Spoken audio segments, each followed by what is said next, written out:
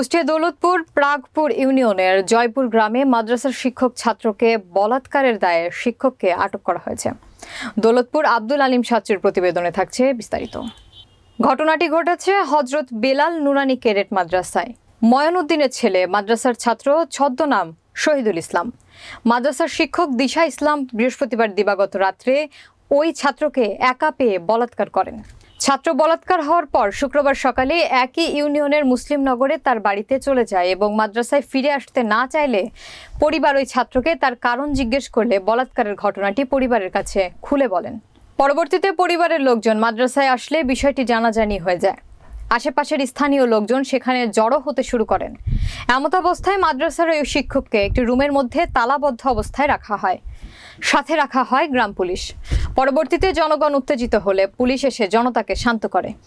শিক্ষককে আটক করে পুলিশ হেফাজতে দৌলতপুর থানায় নিয়ে যায়। এ বিষয়ে দৌলতপুর থানার ভারপ্রাপ্ত কর্মকর্তা মাহবুবুর রহমান জানান, তদন্ত করে আইনগত ব্যবস্থা নেওয়া হবে।